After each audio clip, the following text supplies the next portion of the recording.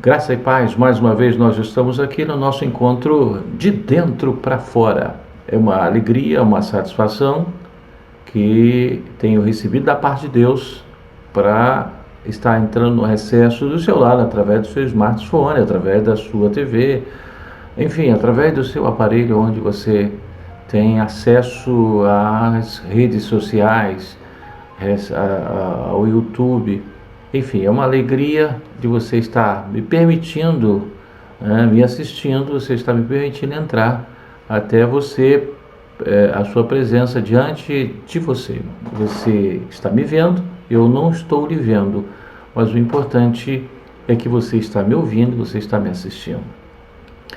Nós estamos aqui mais uma vez nesse encontro de dentro para fora, para dizer para você que a importância de viver é grande, mas de viver de dentro para fora, ela é significativa. Ela traz os resultados que nós sempre almejamos, sonhamos, pensamos e muitas vezes nós não usufruímos. Mas por quê? Porque certamente está havendo uma inversão de vida, da forma de se viver. Muitos, a maioria, vivem de fora para dentro. Todo humor, toda reação, toda ação, ela está condicionada às coisas que lhe cercam. Então, mas nessa oportunidade, antes de falar, eu gostaria de dizer mais duas coisas. Primeiro, que eu sou psicanalista, analista clínico, eu cuido de uma forma terapêutica de pessoas que estão com problemas de ordem emocional, depressão, angústia, síndrome do pânico, ansiedade e uma série de manifestações, de reações emocionais que fazem com que a pessoa perca o seu equilíbrio e aí começa a correr o risco de somatizar enfermidades.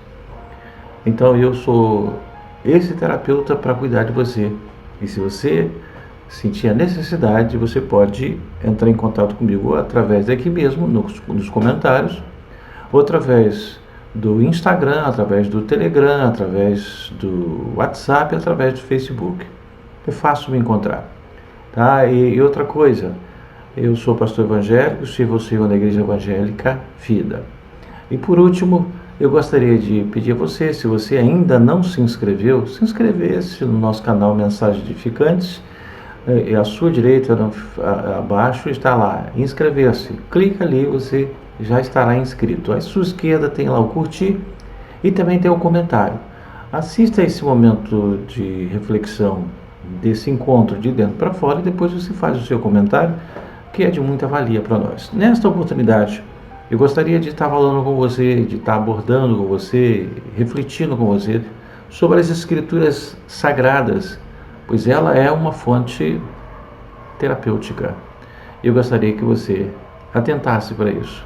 A referência bíblica para este momento é Hebreus capítulo 4, versículo 12, que diz assim: porque a palavra de Deus é viva e eficaz, e mais cortante do que qualquer espada de dois gumes, e penetra até a divisão, ao ponto de dividir a alma e espírito, juntas e medulas, e é apta para discernir os pensamentos e propósitos do coração. Saiba que as Escrituras, elas são uma fonte terapêutica extraordinária, porque a palavra de Deus trabalha no íntimo do homem, penetra até a divisão da alma e do espírito, e é apta para discernir os pensamentos e as intenções do coração. Nem Freud, nem qualquer outro psicanalista ou psicólogo que busca alcançar a profundidade do íntimo de uma pessoa, jamais ele consegue alcançar e penetrar até a divisão da alma e do espírito. Somente a palavra de Deus.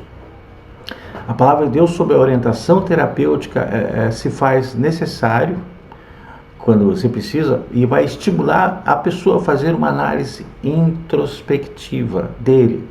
Os problemas e conflitos, desequilíbrios emocionais, elas se caracterizam no interior de uma pessoa.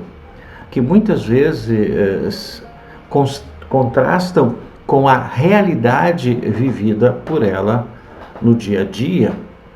Quando a pessoa ela começa a mergulhar dentro de si mesmo, certamente ela descobrirá a causa que está levando-a ela então a esse estado de coisa. Então ela vai já detectar o caminho para a solução. Quem está sofrendo com a depressão, com angústia, baixa autoestima ou complexo de inferioridade, terá a necessidade de se investigar a razão desses efeitos, desses sentimentos, dessas manifestações emocionais, desses desequilíbrios. Ora está sorrindo, ora está chorando, ora está triste, ora está alegre, ora conversa, ora quer ficar sozinho. Então são manifestações, são oscilações, são desequilíbrios comportamentais diante de algumas razões, ou uma razão ou algumas razões que estão produzindo esses efeitos. Outra coisa importante, essa pessoa também terá a necessidade de se conscientizar de suas fraquezas e debilidades. O maior problema da pessoa é que ela não admite que precisa de ajuda, que ela está num estado de oscilação, de desequilíbrio e que ela precisa reverter isso. Ela não entende, às vezes ela não entende, não aceita, achando que qualquer tipo de medicação que ela está tomando vai ser a solução. Não é a solução. Medicação é paliativo. As questões emocionais, elas não podem ser curadas ou tratadas com medicação. A medicação é para diminuir os efeitos, e aí o tratamento terapêutico é que vai investigar as causas, as razões, e vai se trabalhar para se reverter o quadro que a pessoa está enfrentando.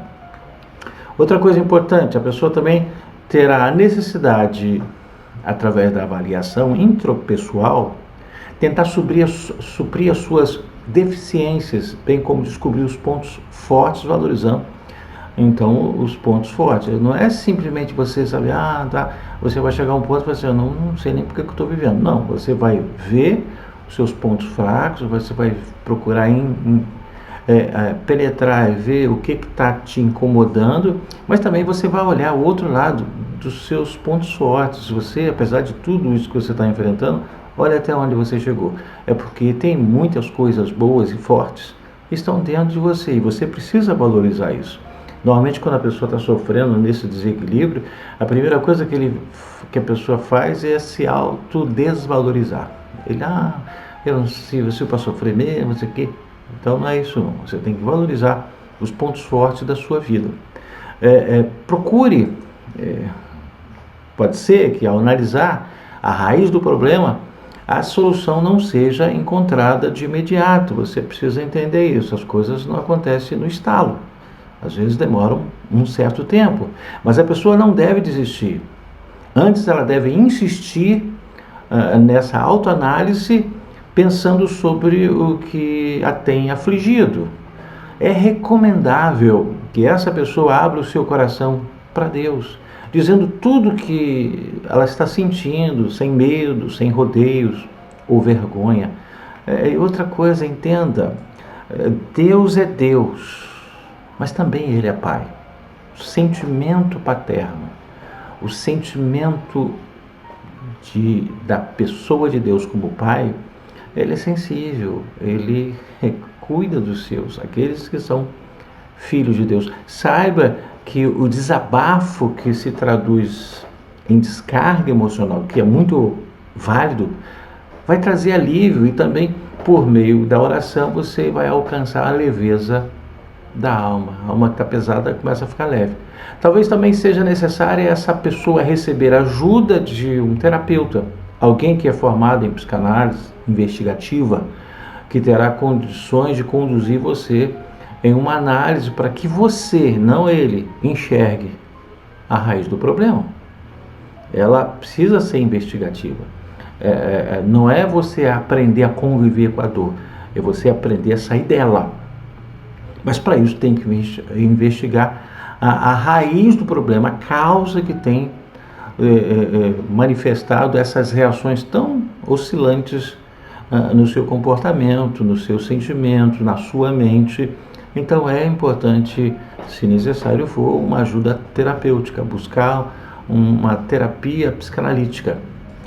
É através do processo da verbalização, isso é importante, que vai começar a desenhar a reconstrução interior, que redundará na cura primeiramente emocional.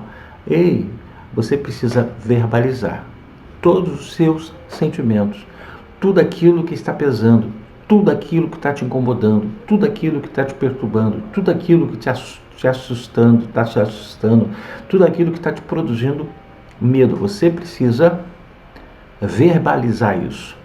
Para que a terapia venha a ter êxito, o analisado deve falar o máximo que puder para facilitar o processo de investigação terapêutica. O silêncio não ajuda em nada nesse processo.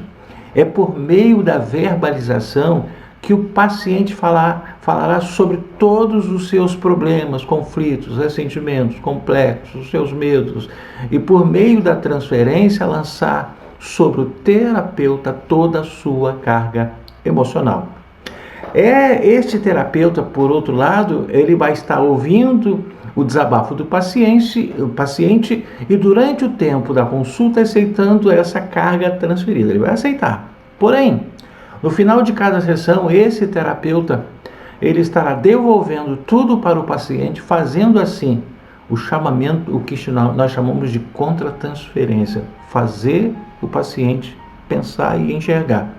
Contudo, é bom lembrar que por mais perspicaz e eficiente seja o terapeuta, ele não é onipotente, nem onipresente, nem tampouco dono da verdade. O terapeuta psicanalítico e analista sempre irá primar no cuidado, na formulação de perguntas ou hipóteses sobre o problema, para que essa intervenção não seja equivocada no processo terapêutico, e se isso acontecer, perde-se a confiança e aí o tratamento vai por água abaixo.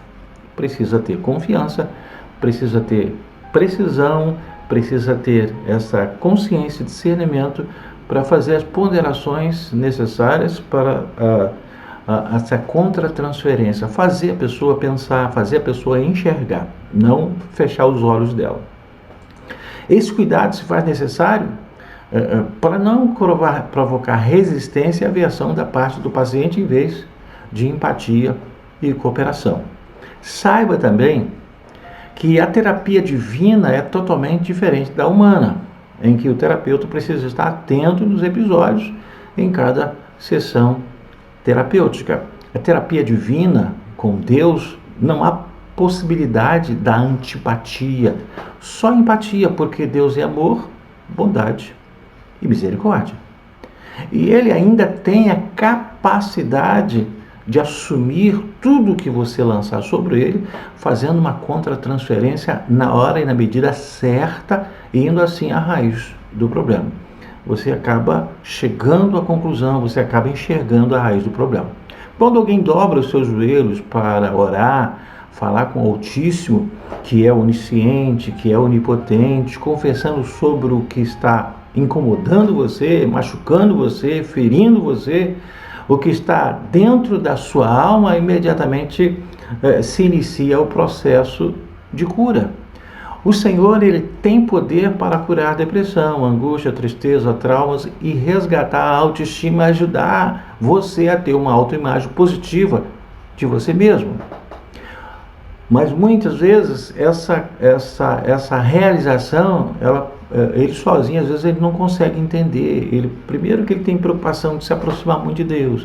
Ele acha que fica cheio de temores. Então por isso que é importante ter uma ajuda também terapêutica, para que ele possa descansar, possa sentir um pouco de tranquilidade e ele ter um certo conforto para se relacionar, para falar, para abrir o coração. Um dos instrumentos terapêuticos do Senhor é a oração e a ministração da palavra. Além disso, convém o paciente mudar o foco de seus pensamentos, elevando para cima e na palavra de Deus, para que esse paciente tenha uma boa perspectiva da vida e não se isolar. Quantas pessoas estão isoladas? O paciente deverá manter proximidade com Deus e com familiares, irmãos na fé, amigos leais, pessoas com quem pode partilhar alegrias e tristezas. Nunca fuja. Por isso que é importante essa ajuda terapêutica. Observe que a Bíblia nos orienta nas questões que envolvam a comunicação e reação interior, evitando assim conflitos internos e externos. Porventura, pergunto eu, você sabe se comunicar? Provérbios capítulo 18, versículo 21 diz assim: a morte e a vida estão no poder da língua, que fala. O que bem utiliza come do seu fruto. Você pode dar vida ou matar seus relacionamentos dependendo da maioria como você, ou da maneira como você se comunica. A vida e a morte, elas estão no poder da língua. Observe os 3 princípios que devem ser observados. Primeiro princípio: seja uma pessoa pronta para ouvir. Normalmente a pessoa, quando está vivendo situações assim, ela está sempre na defensiva, ela não quer ouvir, ela só quer falar. Mas há momentos que a gente precisa estar pronto para ouvir. Por quê? Porque é através daquilo que nós vamos ouvir é que nós vamos ter a possibilidade de enxergar algo que nós não conseguimos enxergar e argumentamos isso que não enxergamos. Seja uma pessoa pronta para ouvir. Deus nos fez com 2 conchas acústicas externas e apenas uma língua amuralhada de dentes. Segundo princípio: seja uma pessoa tardia para falar. Dificilmente a pessoa se arrependerá daquilo que não diz. Ele não disse, ele não vai se arrepender. Falar apressadamente e movido pela raiva leva a pessoa a falar o que não deve e com entonação de voz, às vezes agressiva, ríspida. Até o tolo, a Bíblia diz que até o tolo, quando se cala, é tido por sábio. Terceiro princípio: seja uma pessoa tardia para se irar. Há 2 formas erradas de lidar com a ira. Primeira forma errada é a explosão. Tem gente que fica irado e explode. A segunda forma errada é a interiorização. A pessoa fica interiorizando aquela ira. Cuide de sua comunicação, pois ela é o oxigênio dos relacionamentos. Então, você irou, não exploda. Seja moderado, conte até 10 e fala, expresse a sua ira, expresse o seu descontentamento, expresse aquilo que está te incomodando. Você precisa trabalhar isso, certo? Se você quiser, você pode sair dessa situação. Às vezes, você vive uma situação que muitos dizem assim: isso aí não tem jeito não, tem jeito não. E a gente se acomoda nisso, se acomoda nessas declarações, alguns às vezes estão alguns diagnósticos, mas saiba, se os problemas que você está sentindo, vivendo, as reações são sempre com dores, com angústia, com medo, saiba, são problemas de fundo emocional, podem ser revertidos, mas não se reverte com medicação. Medicação, volto a dizer, ela minimiza os efeitos, as causas, elas são tratadas e revertidas através do acompanhamento terapêutico embasado na palavra de Deus, que é o supremo terapeuta e que resolve todas as situações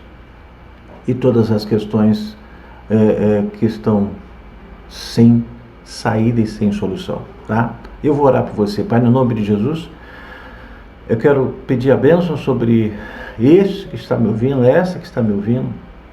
Não sei o que ele ou ela está enfrentando, mas que eles possam absorver esta orientação, buscar uma ajuda, buscar falar contigo, buscar se encontrar contigo, buscar se aproximar de ti e que ele possa estar pronto para ouvir, tardio no falar e tardio em se irar.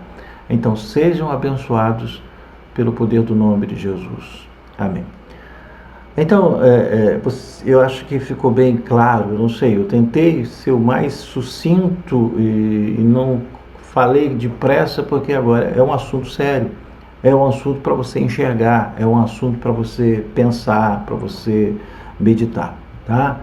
Me procure se você precisar. Não se esqueça de fazer a sua inscrição se você ainda não fez.